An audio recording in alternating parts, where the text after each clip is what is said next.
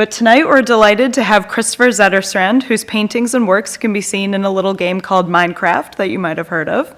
Kristoffer is a visual artist and painter whose works are often influenced by both traditional art history, pixelated old-school computer graphics, and 3D worlds. He studied at Royal University College of Fine Arts in Stockholm, Sweden, and his paintings are often based on virtual still lifes and scenography sculpted in 3D software. For example, his debut exhibition in 2002 consisted of paintings based on the online computer game Counter-Strike. Kristoffer truly represents the intersection of art and video games, so please help me welcome him to the podium to explore that further. Thank you.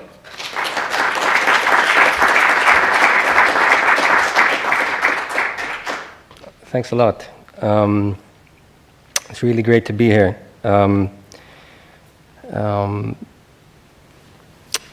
Now let's start.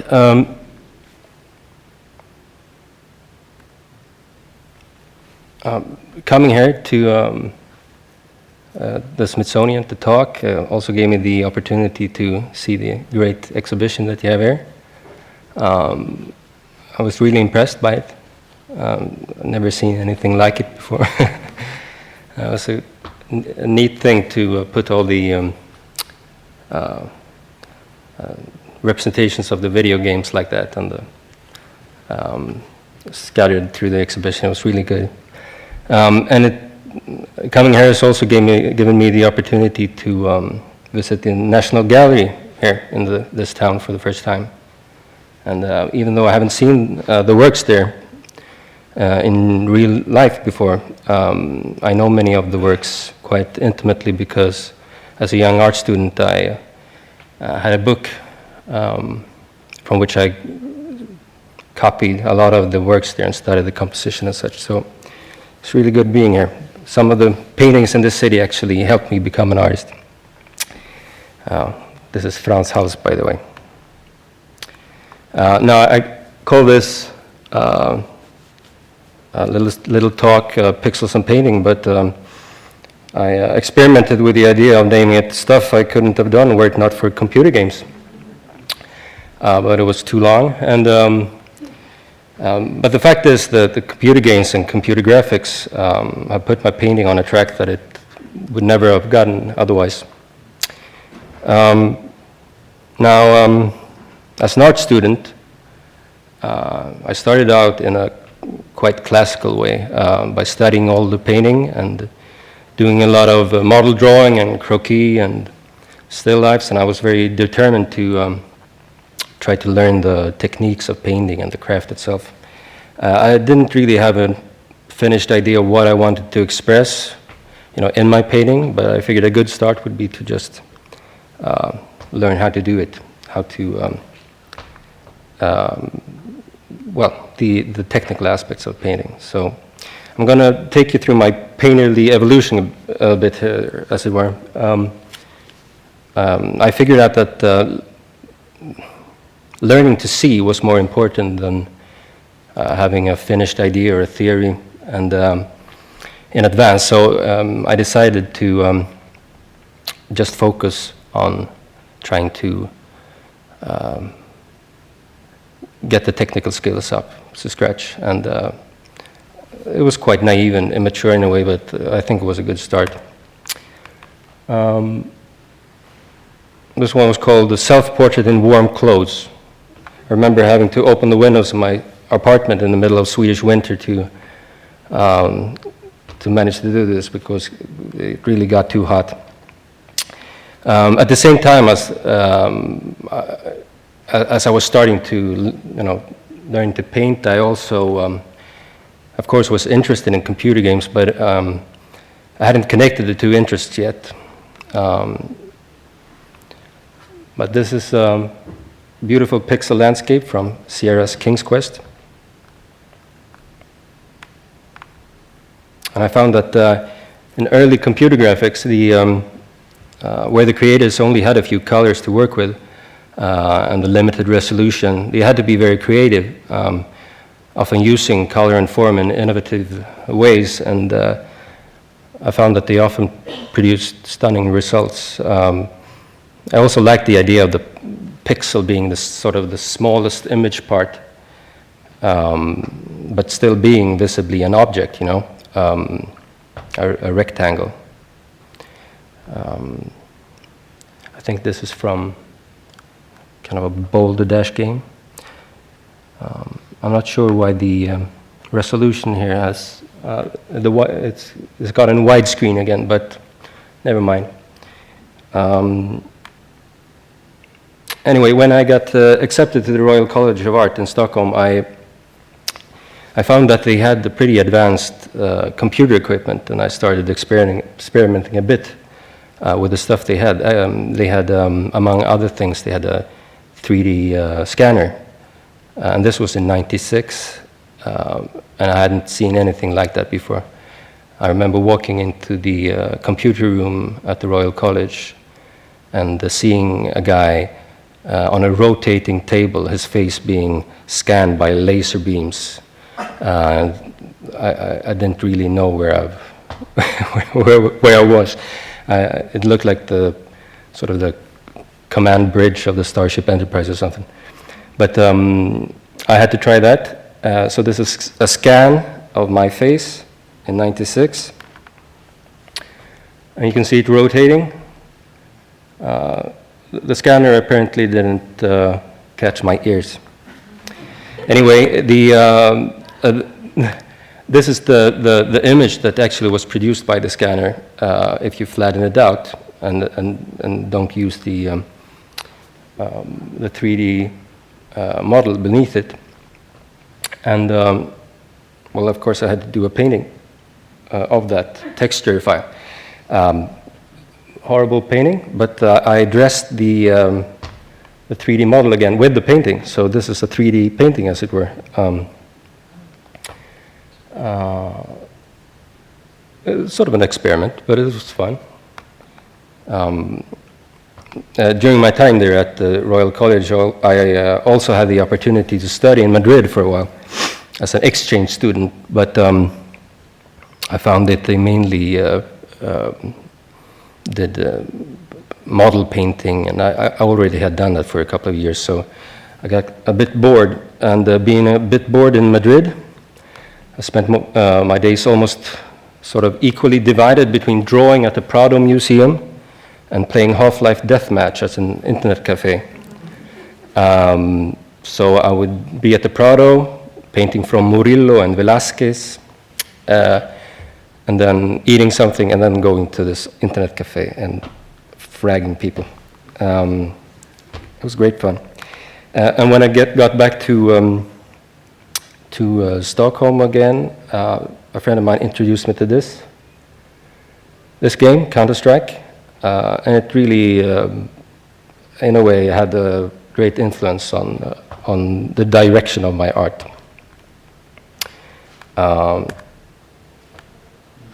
Okay, I'm hoping now to be at least among the first artists at the Smithsonian to show a frag movie.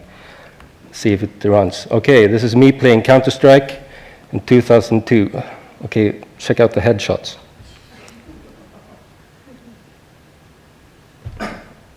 Diego? Oh, no one there. There you go. Oh, slow motion.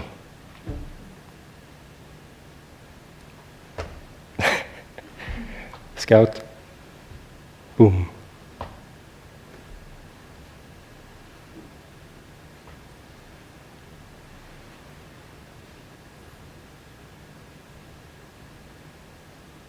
It's not bad.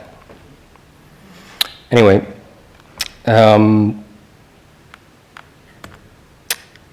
Counter-Strike, for those of you who doesn't know what Counter-Strike is, it's an online team-based game, and you sort of have these rounds. You have to play two teams against each other, and if you die in the game, you have to wait until either team wins, of course.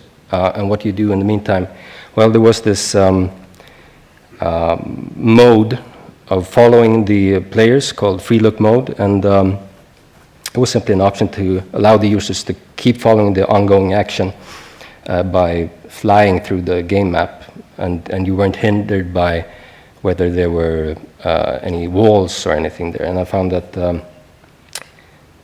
when you flew through the walls, you saw parts of the image being quite realistic landscapes and part of the image just abstract void.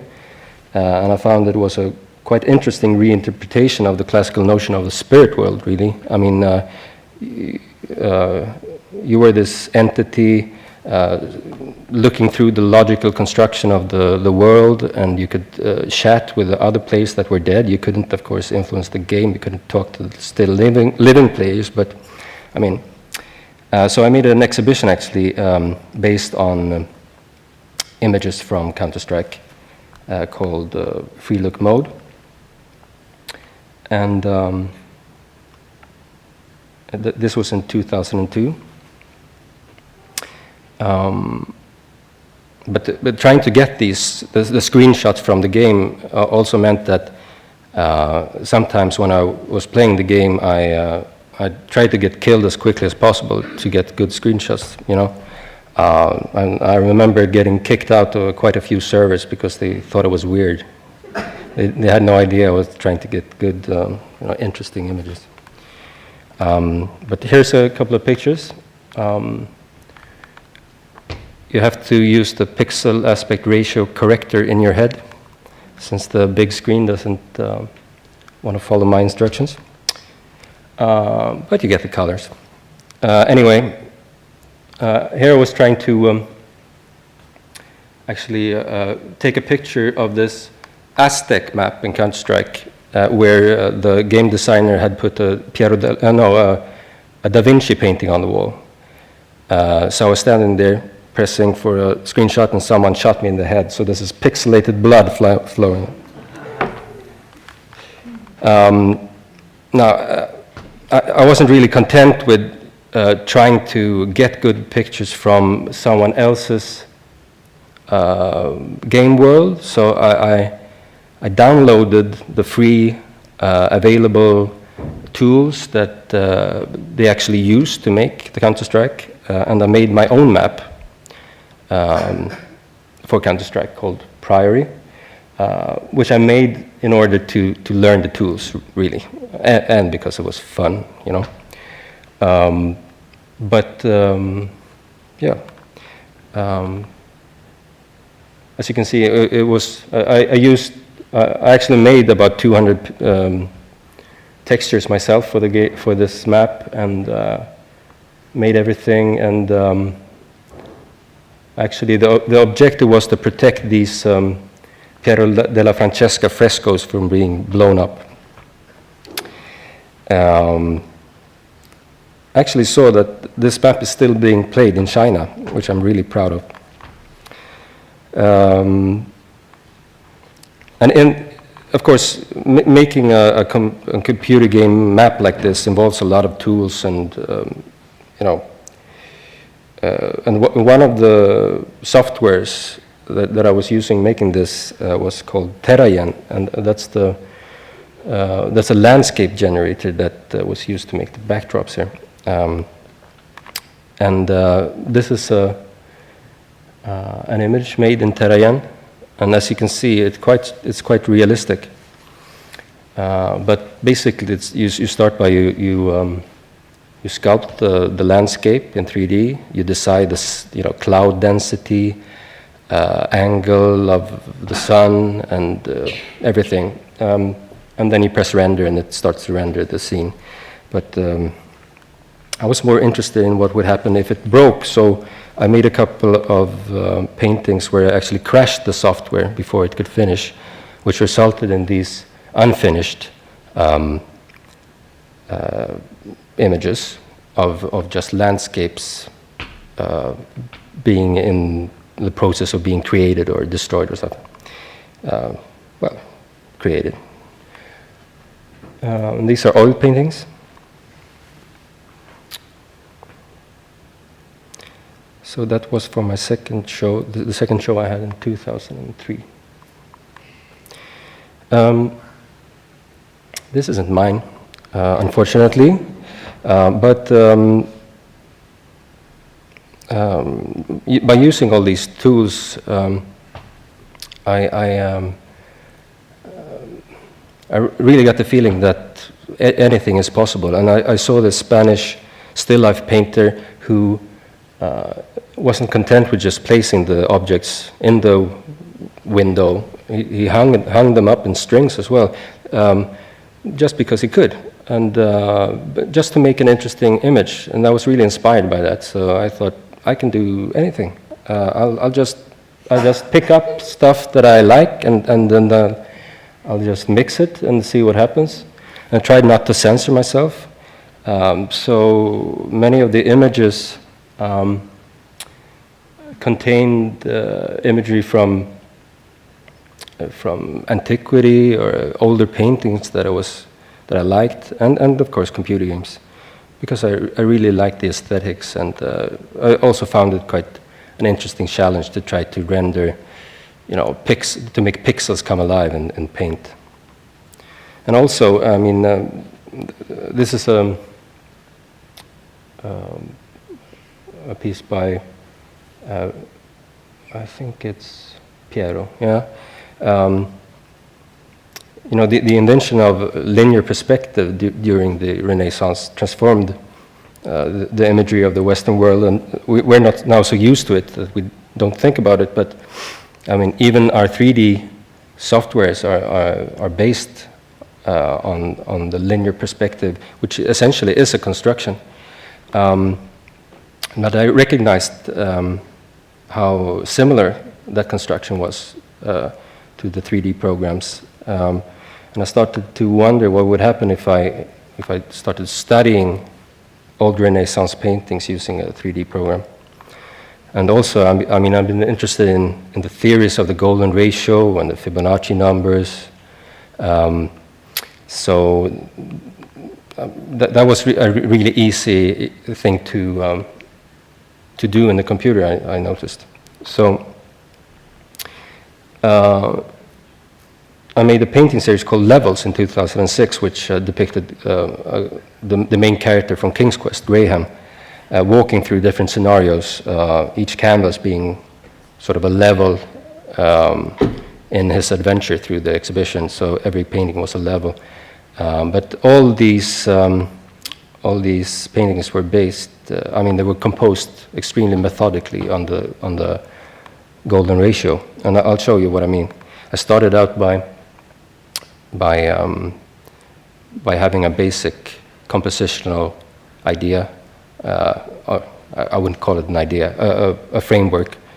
And then I just started to, these are process pics, just seeing what would happen. You see, I'm moving about all these objects like actors on a stage in a way, and trying to make them fit into my idea. My silly mathematical idea there.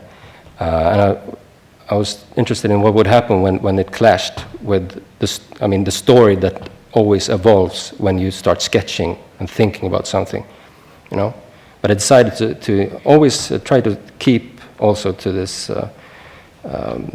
mathematical idea. So anyway, I think I made 12 of these silly strange pictures, and this is the final result. This is oil on canvas.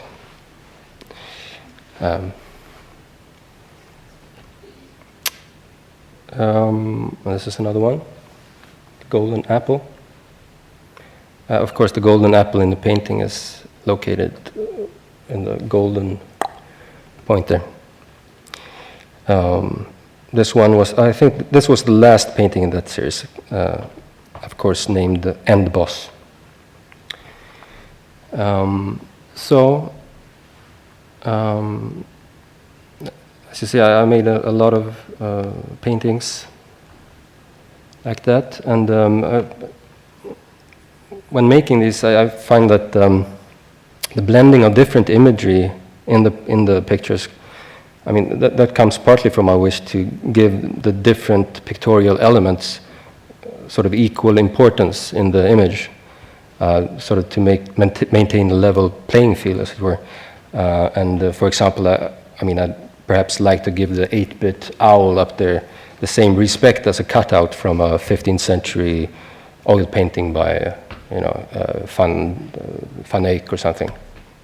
And I also treat them in the same way by keeping the sampled imagery projected on a flat surface, even though the flat surfaces are placed in a 3D world, and by contrasting the flatness of the cutout images with the shadows that they cast from the virtual lighting, their flatness is sort of exaggerated, and at the same time, the 3D space is rendered more illusory. You get what I mean? By also contrasting the pixelated elements from old games with more naturalistic parts, it kind of creates a new story where I don't really need to adhere to the conventions of a specific reality level. It's like the new painting creates its own reality.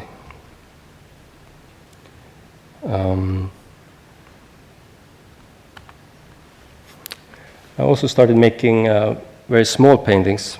This one's called Dante and the Three Beasts, and it's only 15 by 15 centimeters. This is that's about 6 inches, so it's tiny. So why not see a few close-ups of this tiny thing? I think his hand is smaller than the head of a match. Made a couple of those. This one's called Pergola, Patio, Actors. And of course, you see that I'm using the different image parts as actors. So I became this crazy director, being the boss of all these image parts.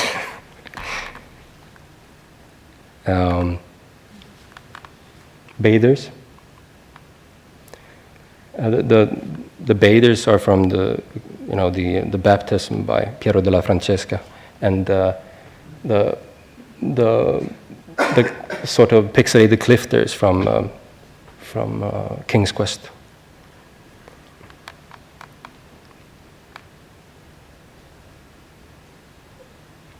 That guy's from a fresco. I don't recall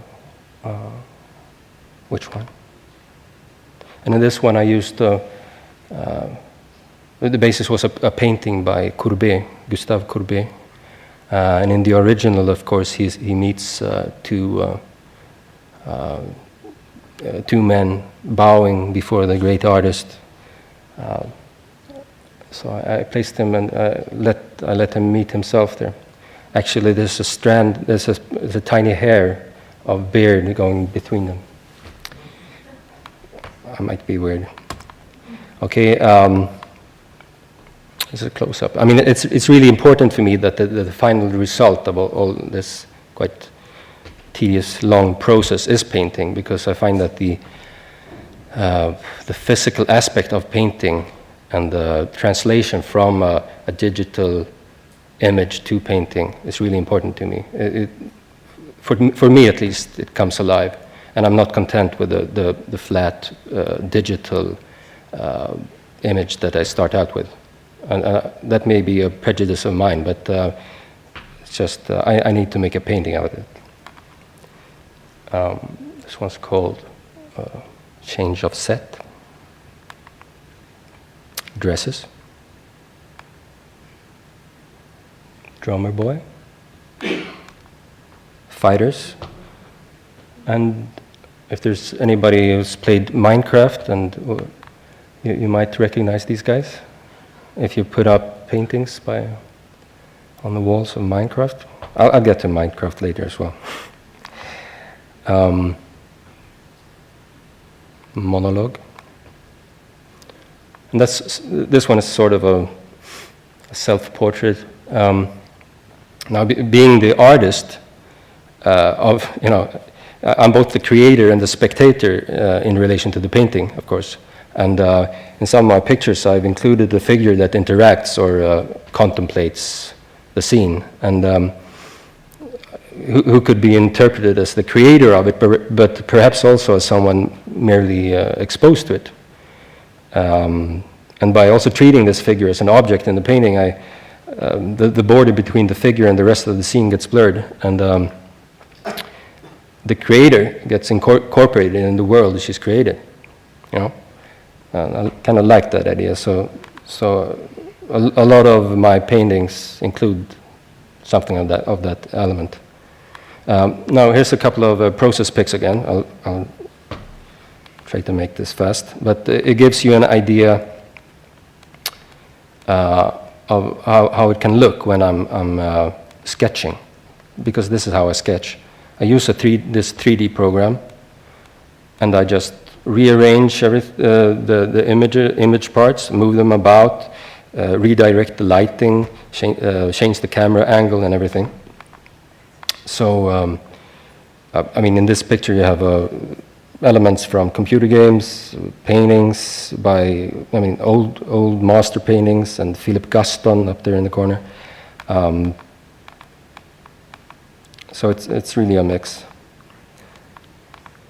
I'm kind of bummed that I didn't actually choose one of these images as the final result for the painting.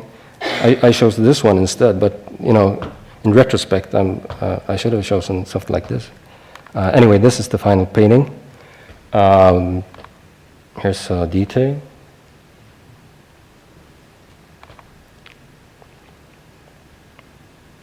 It was called Stage Workers. Lute player, the master. I actually got that, the image part of the woman there was taken from a 19th century French painting called The Copyist, where this woman was copying old masterpieces at the Louvre. Apparently that was almost always women who do that. And I thought that was unfair, so I called this one The Master.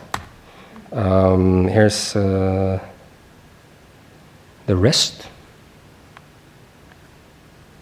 Box of ornaments. The Wanderer. Of course, the Wanderer here is taken from Caspar David Friedrich's Wanderer Above the Sea of Mist.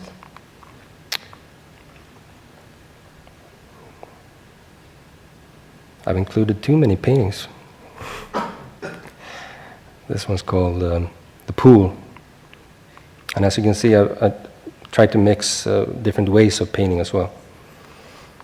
And in 2009, I got this great studio grant, so I suddenly had a huge studio in Stockholm where I could make bigger paintings. So this is one of them, construction site. And this is another one called The Game. And well, you really should check out my website if you want to see the pictures with a correct ratio. So anyway, you know, you work for 4 months to make the painting, and then it looks like it. But anyway, you can imagine, okay? Because this actually took about 3 months to sculpt virtually in the computer. And then I painted it, and that took a while as well. Here's a close-up. Okay, so I think, yeah, it works.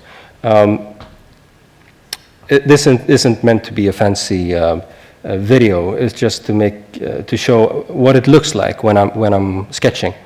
So this is actually grabbed directly from the viewport of the 3D program I'm using.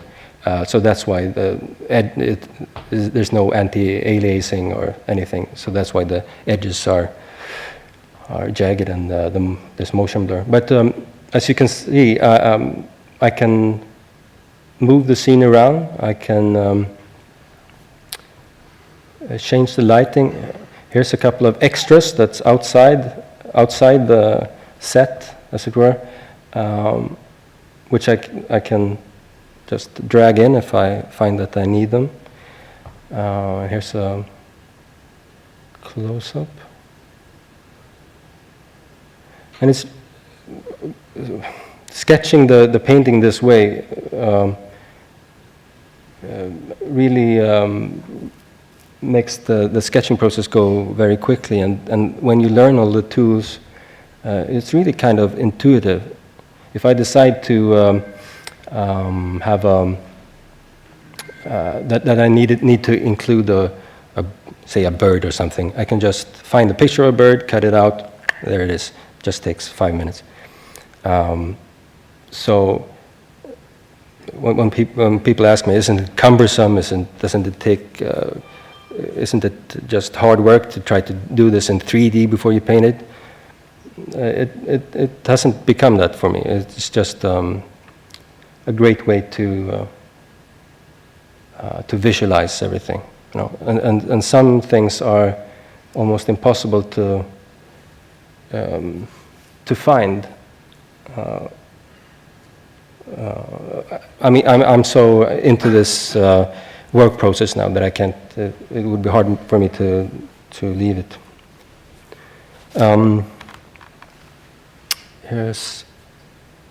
Let's see.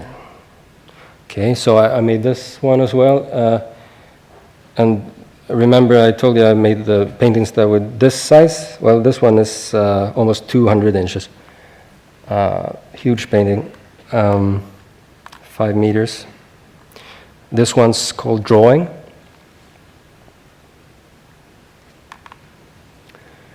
And I mean, I told you I was interested in the golden ratio and the compositional ideas. And I found this online tool where you could upload your pictures and it would check for, it could overlay a compositional image like this golden spiral. And I was shocked to see this. I mean, I didn't actually plan this. So it's almost spooky. I must have damaged my brain in some way. It's hardwired to Piero della Francesca's compositional techniques now. Jesus.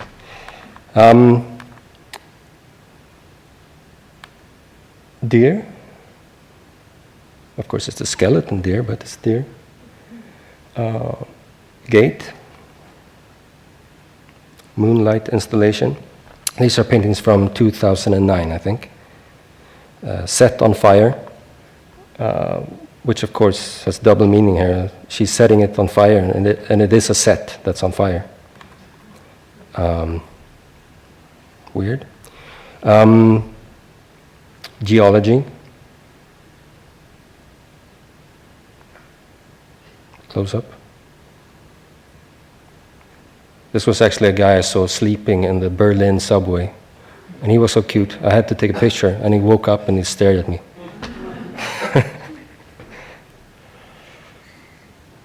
Owned landscape. This is a huge painting.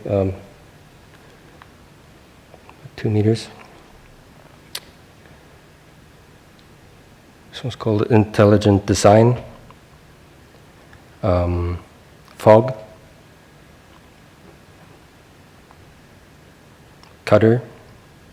You see, in many of these paintings, I've included black and white photography as well, sort of replacing the painting that I used earlier. These are from the last couple of years. I had this. I wanted to make the paintings a bit more monochrome, and also I found a lot of interesting black and white photos. Actually, many of them from the States, that I just needed to use them. So, yeah, that's why this weird mix comes in. Once again, the pixelated graphics and some kind of different kind of realism.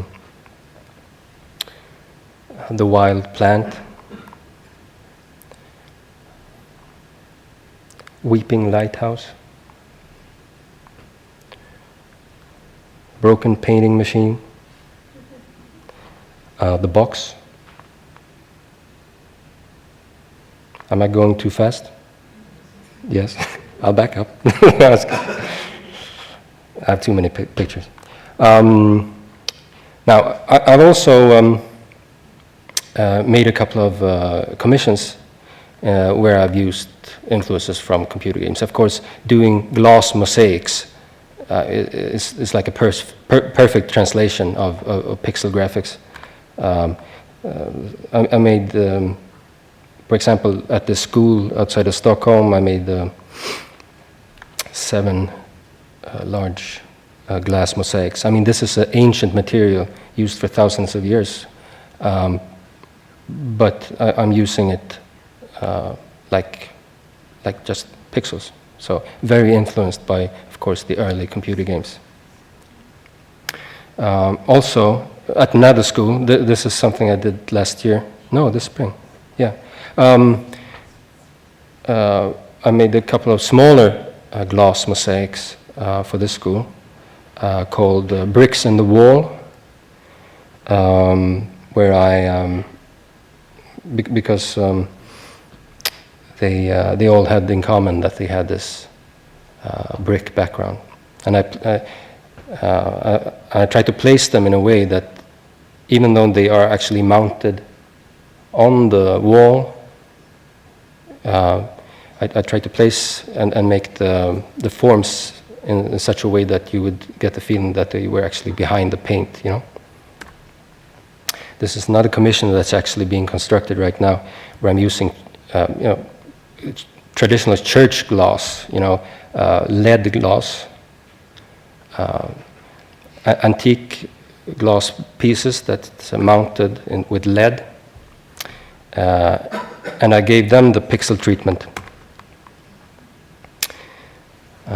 So this is actually being constructed right now. Should be opened in late autumn. But you see that it's quite kind of a big window. And of course, next year I'm planning another commission at the new Karolinska University Hospital in Stockholm. It's actually right now the largest building site in Europe, someone told me, because it's such a huge hospital.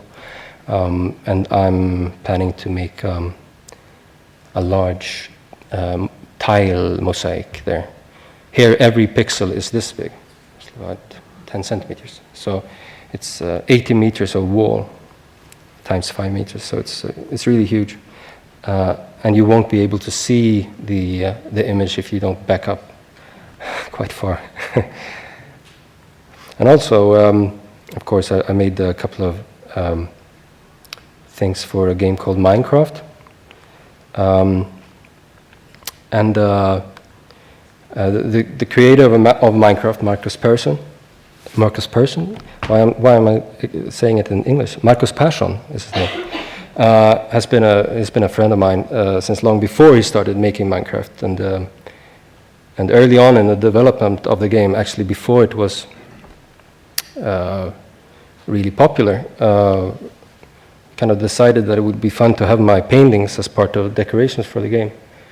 And so I just shrunk down a couple of paintings, and he programmed into the game, and then, you know, and then later on, when Minecraft became really popular, I mean, that's an understatement. It's really popular. Of course, the paintings drew. I mean, I got, you know, quite a few visitors interested in Minecraft, of course, to my webpage. This is the day after he mentioned my website on Twitter. Okay, so it went from 393 to 13,557. That's kind of an increase. And of course, since Minecraft is such a popular game, there was actually a journalist who talked to me, and he said he'd calculated that I was probably the most exposed artist in the world right now, because I have 24 paintings in the game, and he said, oh, and Minecraft has sold this many copies. Can you imagine? Yeah, maybe. Anyway, as an homage to Minecraft, I'm going to show you, and those interested in Minecraft, I'm going to show you what the paintings actually look like, the original paintings. This is, of course, the Minecraft version, and here's the real version. But it's square, okay? Here's another one. It looks like this. Here's another one. Looks like this. Match, it's called.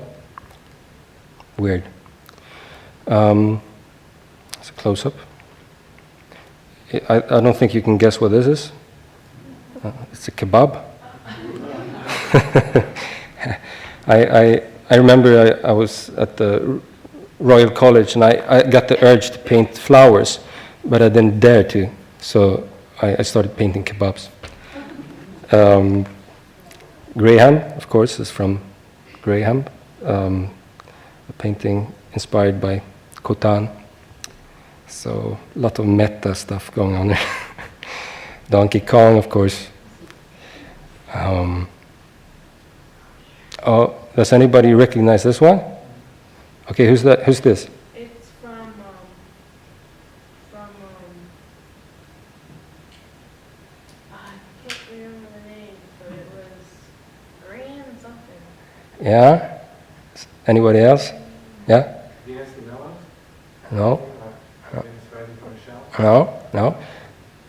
Oh, it's from a game, one of my favorite games actually, Grim Fandango. Yeah. So this is Mani Calavera. The pig here is actually from a painting where the pig isn't there. It's called RGB. This one, it's called RGB. This abstract thingy is actually a painting from the Aztec Counter-Strike. And this one is from this painting. So a lot of levels here. I mean, in order not to break the illusion in the game designer needs to stay out of the picture. But I sometimes find that the traces of the creation of the game to be an interesting addition. Like in a Brechtian Verfremdung effect. So, I mean, encountering bugs in a game is an example of such a moment when the immersion in the game is shattered, and instead of being scared at the monster, you laugh at it being sort of stuck halfway through the ceiling or something, the imperfections remind us of the creator, the artist, of the game designer, and sometimes it brings us closer to the intentions of the artwork. And the hand in this painting, pointer, was meant as a hand belonging to another realm of realism than the Karate Fighter. And of course, the backdrop there from Caspar David Friedrich, yet another one. But I didn't actually think of Michelangelo's painting, the creation of Adam, but someone pointed it out. I mean, of course, but I didn't see it. I didn't think about it when I made the painting. It was only afterwards when someone pointed it out that I saw the obvious connection. So in a way, I had a bug in my painting. This is close up. And this is one of my recent images called Final Touch. And this is a painting from a show that's currently ongoing in Stockholm. And the title of the show is Uncanny Valley. And that's a term used to describe the effect that occurs when the representation of something is perceived as almost but not quite real, and it's used particularly in the development of humanoid robots, where one barrier to the interaction with the robot is that the robot is perceived as creepy instead of a convincing representation of a human. And also in computer graphics, of course, computer game developers have found that their game characters fall into the uncanny valley. And they sometimes discover that when the computer graphics were in a sense worse, it was easier to identify with the characters. So at least in some cases, the solution has been to make the graphics less real. I think that was the case actually with Half-Life 2. They could make the personas, the characters, even more photorealistic, but when they did, it just got creepy, And I find the juxtaposition of, and I was going to say, the term uncanny valley is also used as as a term for the confusion that can arise when different reality levels collide, in a sense, you know. So, well, since I find the juxtaposition of different imagery interesting, as you can see through all my paintings, and I think it all boils down to the pleasure of seeing something in a new light. I mean, whether it's uncanny or not. And I'm reminded by the opening lines of the Metaphysics by Aristotle, which are, all men by nature desire to know. An indication of this is that the light we take in our senses, for even apart from their usefulness, they are loved for themselves, and above all others, the sense of sight. And that's quite a statement in defense of painting, if there ever was one. Thank you.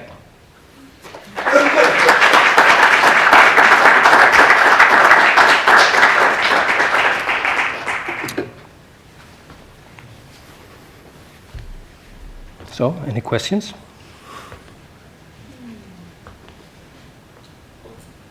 Yeah.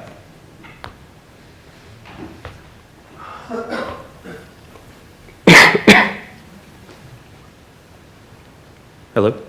Hi. It's going to seem like a dumb question, but I'll just go ahead and ask it.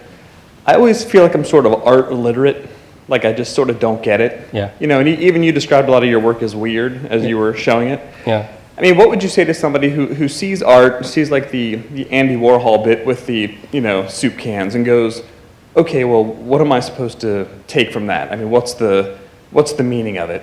So if you could speak to kind of that. It's hard to answer, because sometimes there is nothing to get, in a way. It's all about you know, what you make of it, in a way, you know. And of course, a lot of art is has this barrier of, in a sense that you sort of feel that there's something you should know, and that makes you feel, you know, and you don't know it, so you feel a bit like you're not included in the, you know, the context. And that can be a barrier itself, you know. So when you have this idea, and when you persuade yourself you're not supposed to get it, then you can't get it. And perhaps in many cases there isn't a finished solution to the answer of the artwork, or so, the question.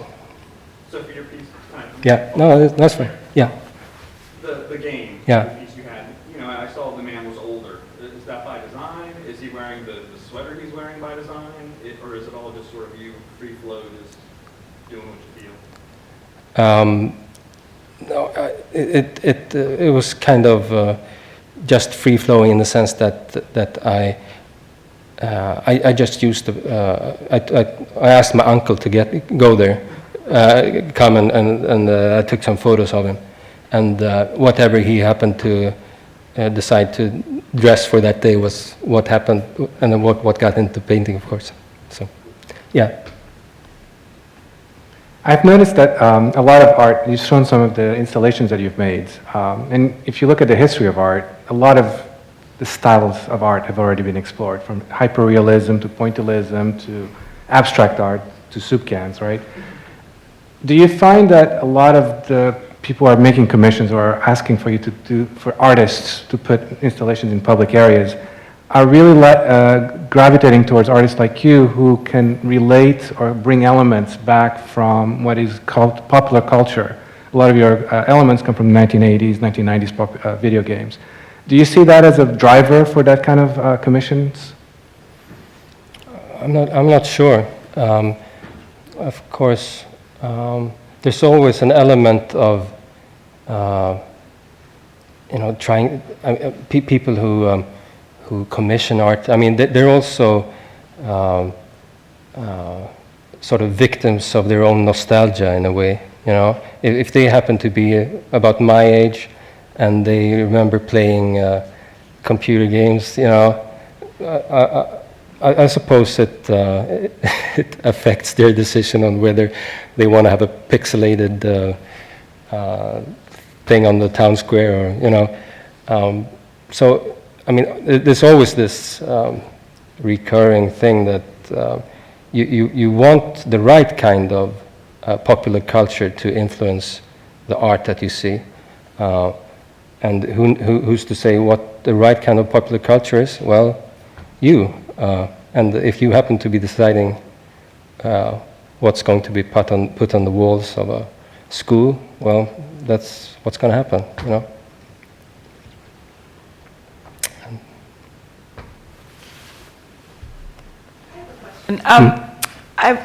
A lot of your pieces use really old school video games like 8-bit, and I'm wondering now that video games, the technology of video games is creating such more realistic imagery. Is that changing how you use video games in your work? Is that sort of changing how you look at it? Well, of course, the unique thing about the early computer graphics was the pixel, and it's the flatness that the pixel represents. It's really what interests me, and when I'm not using pixels, I'm using flat planes or objects like these to experiment with the 3D space and so on. So it doesn't have to be these old computer games that sort of make it into my paintings. It could be, of course, new ones as well. But I found that more and more I'm actually using the tools that the new games bring, and not so much the aesthetics. Because as soon as the imagery and the aesthetics of the games is hardly, you can't really tell them apart from a movie. I mean, then there's no point, So you have to use it in a different way, and I suppose I do. Yeah. You seem to use a lot of the same stuff, like over and over in your artwork. Is there like some reason why you do that? Because it seemed you use like Kingdom's Quest a lot, and like other stuff that seem to be repetitive. Yeah. I mean, Why is that?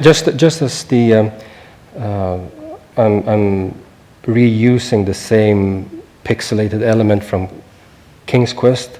I might use a favorite piece of painting from Piero della Francesca. I have all these sort of actors that are my favorites, and I find that when I'm constructing a scene, I find myself thinking, wow, that's a great place for the pixelated hill to come in, That would look great there. So I just like them, and that's why I use them again and again. And in the case of the pixelated hill from King's Quest, I just got the idea that this was the flattest object I could find. I haven't found a flatter object. I mean, it would of course be just a monochrome, just gray or just black. But the pixelated hill actually tries to be in 3D because it has this lit side and this shadow side, and I think it's adorable. I need to use that image part. So that's why I like them. That's the short answer. Yeah.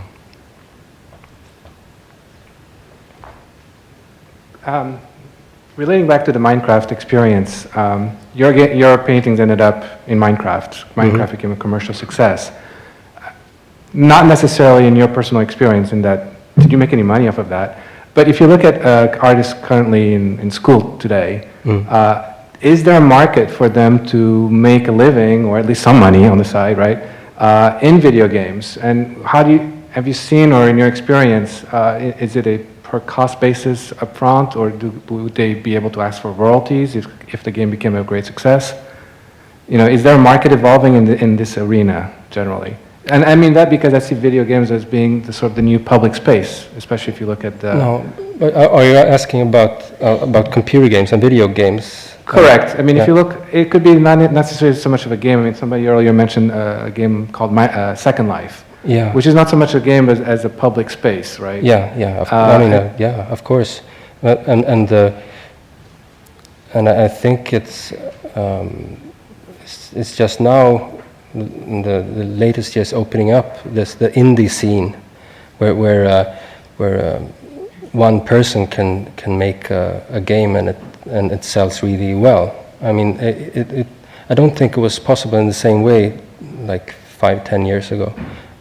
Maybe it was, but I'm no expert on the subject. But I find that I'm seeing more and more of these smaller startups, and they're actually getting noticed with crowdsourcing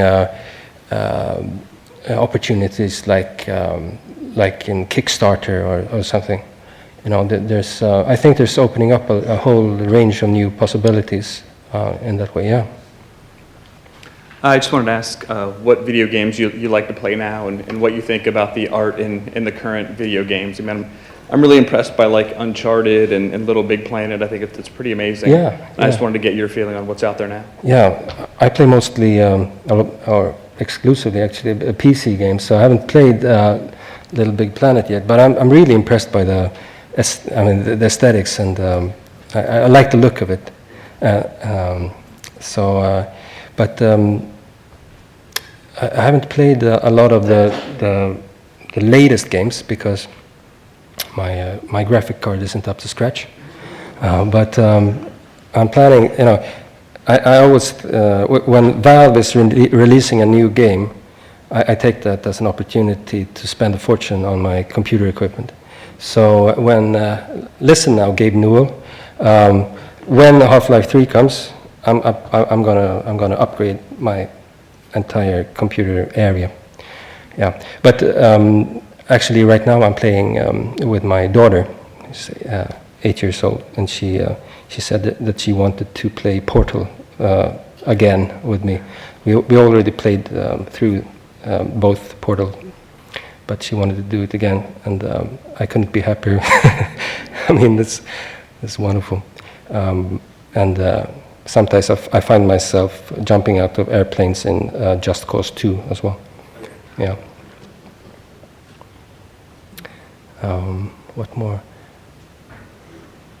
Of course, the occasional Total War episode. Yeah. I remember the point we had about Half-Life 2 in the Uncanny Valley. Yeah. I mean, I think they're getting to the point pretty soon where it's going to need movie quality, imagery they have. Yeah, absolutely. Probably by the time Half-Life 3. Yeah, I think so. It's going to be perhaps creepy. Yeah. Pretty good one. Yeah. I was wondering if you could speak a little bit to the idea of your works as games, in showing your process and your discussions about how interested you are in like golden ratios and those issues. It seems like you sort of have a set of rules for yourself within which you play. Yeah. I was wondering if you could speak to that. It's a good question. Well, there's always this duality between,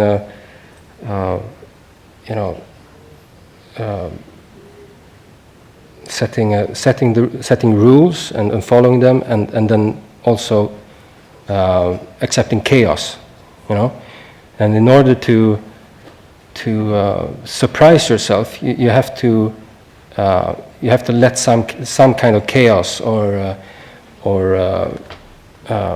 into the process, and all artists do it in different ways. But in order to tell the difference between chaos and sort of the boundaries in which you've decided is to have boundaries and is to have a certain kind of rules, because otherwise you can tell, right? So I guess my work process involves some steps that keep it locked in a way, but at the same time gives me the opportunity to just free flow and let chaos in a way. So in a way, I have constructed a game for myself, a game of creativity, if you will, where I've just made up the rules, of course, and I'm the only player. But I enjoy it. Yeah. Would you ever want to work in video games? Work in video games? As a video game artist? I'm not sure. Right now I'm so sort of interested in what I'm doing, and it would be kind of a big break to just focus on a completely sort of different aspect of it. But it would be interesting, of course, and I wouldn't mind it. But right now I sort of couldn't. Yeah.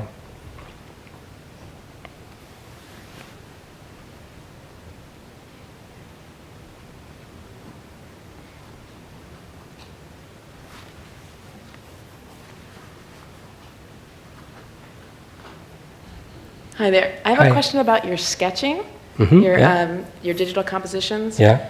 Do you use clip art from all over the place? Are they photograph? You said there was a picture that you took of a man in Berlin. Are they Yeah. photographs that you've taken, and then your uncle in the Yeah. sweater, and bits like that? And do you keep libraries of it, or do you search at the moment? Both. I have vast libraries of clip art and illustrations and things I've scanned, into digital libraries, and things I've found, and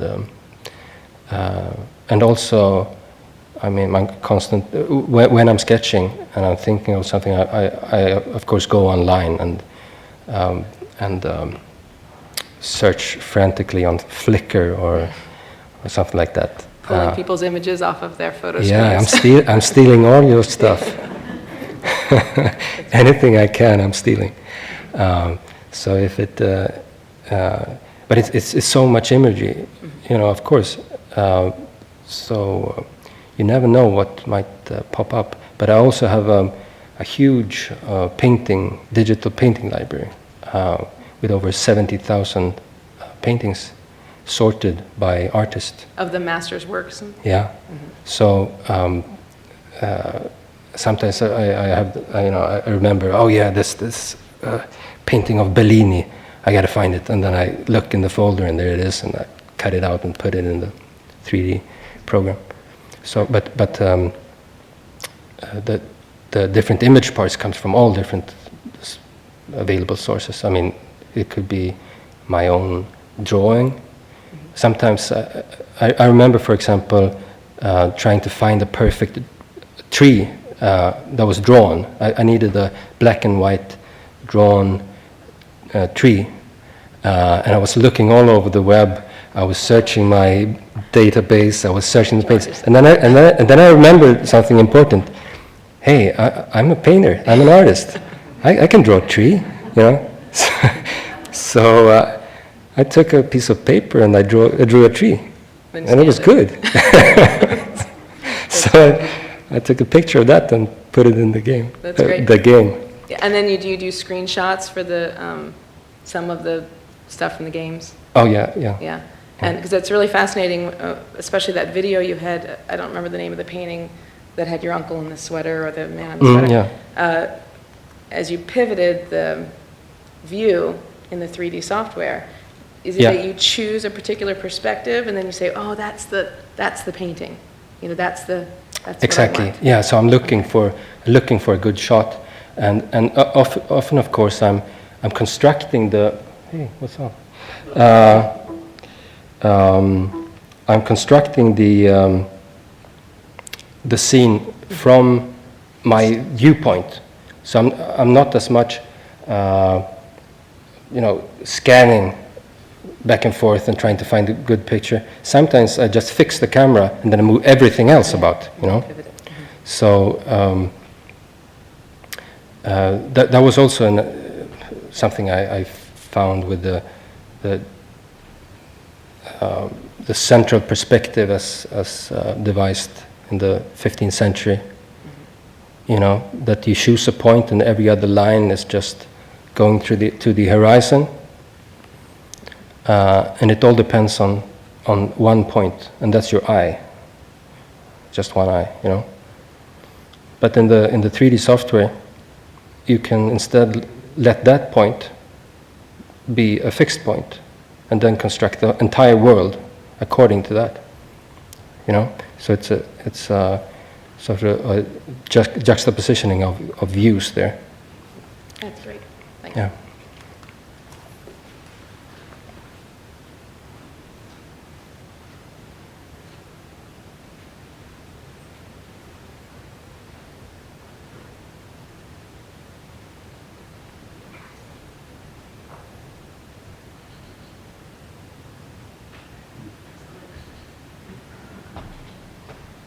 Silence.